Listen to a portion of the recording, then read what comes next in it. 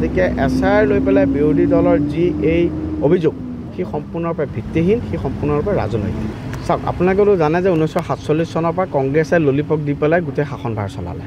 প্ৰথম কথা, কংগ্ৰেছে ইমান দিন কি কৰিলে? আমাৰ চৰকাৰে সকলো সংশ্লিষ্ট দল, সকলো সংগঠনৰ লগত কথা পাতি এটা মীমাংসাত উপনীত হৈছে।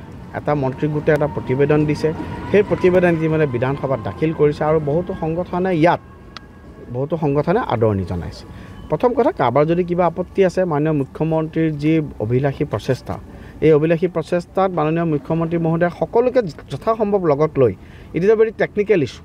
এই জনগোষ্ঠী জনজাতিকৰণ এটা সম্পূৰ্ণ কাৰিকৰী বিষয়, সকলোকে লগত লৈ যথেষ্ট সংবেদনশীল বিষয়।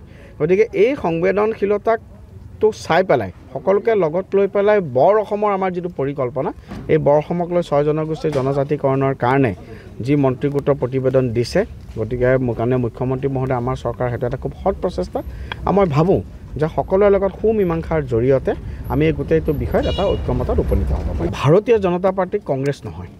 ভাৰতীয় জনতা পাৰ্টীৰ ব্যক্তিৰ ইচ্ছাৰকৈ সাংগঠনিক ইচ্ছাৰ বেছি ইচ্ছা আছে। মোক যদি কাইলৈ পৰিলে ভাৰতীয় জনতা পাৰ্টীয়ে কয় যে চামগুৰি এটা বুথৰ পালক হ'ব লাগে, মই বুথৰ পালক হ'ম। চামগুৰিত যদি এটা বুথৰ পালক হ'ব লাগে ভাৰতীয় জনতা পাৰ্টীৰ, কাৰণ এইটো ৰাজনৈতিক দলতে আহি পেলাই আমি আজি ইমান হাম্বল বেকগ্ৰাউণ্ডৰ পৰা আহি পেলাই আজি ভাৰতীয় জনতা পাৰ্টীয়ে আজি চামগুৰি বিধায়ক বনাইছে, আজি ৰাজ্যিক সাধাৰণ সম্পাদক হৈছোঁ দুবাৰ কাৰণে। গতিকে ইয়াত আমাৰ ব্যক্তিগত ইচ্ছাতকৈ ডাঙৰ কথা, আমি অসমত আমি তৃতীয়বাৰৰ কাৰণে আমাৰ NDA চৰকাৰ আকৌ আহিব লাগিব। আমাৰ জাতি মাটি ভেটি ৰক্ষাৰ কাৰণে আমাৰ চৰকাৰৰ যি প্ৰচেষ্টা, এই প্ৰচেষ্টাক আমি আৰু অসমৰ ৰাইজৰ আশীৰ্বাদ লৈ পেলাই অনাগত সময়ত অসমৰ খিলঞ্জীয়াৰ যি অস্তিত্ব, এই অস্তিত্বক আৰু শক্তিশালীভাৱে আমি ৰাখিব লাগিব।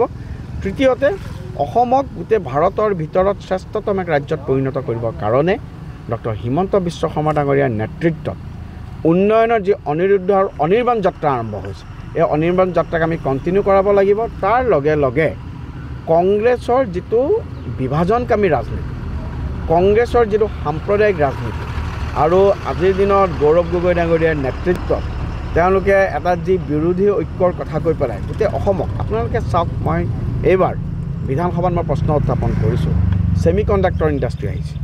কাইলৈ বোলে ছেমি কণ্ডাক্টৰ ইণ্ডাষ্ট্ৰীতে আমি সকলো লাভান্বিত হ'ম, আপোনাৰো লাভান্বিত হ'ম, আমি সকলো লাভান্বিত হ'ম।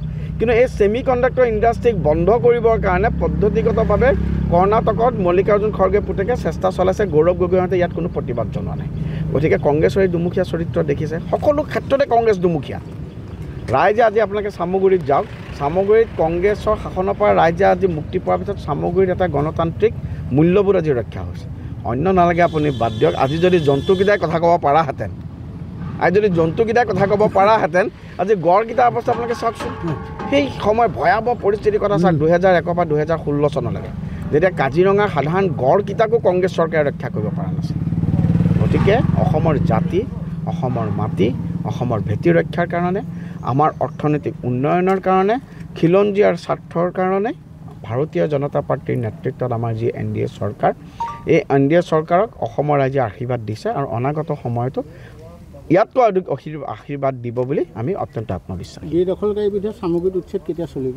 খুব সোনকালে আৰম্ভ হ'ব। মানুহে হিমন্ত বিশ্ব শৰ্মাইটো কৈছে কোনো ধৰণৰ ইলিগেল এনক্ৰচমেণ্ট সহ্য কৰা নহ'ব। আৰু এতিয়াতো আগৰ কংগ্ৰেছ চৰকাৰ নাই, ইয়াত এতিয়া গৌৰৱ গগৈহঁতেও একো কৰিবলৈ নোৱাৰে।